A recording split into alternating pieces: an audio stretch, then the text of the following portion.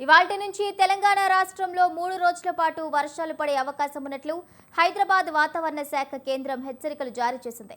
ఇవాళ భూపాలపల్లి, ములుగు, భద్రాద్రి, ఖమ్మం, నల్గొండ, మహబూబాబాద్, వరంగల్, సిద్దిపేట, రాజన్న సిరిసిల్ల, సూర్యాపేట లాంటి జిల్లాలలో అక్కడక్కడ మోస్తరు వర్షాలు పడతాయని పేర్కొంది.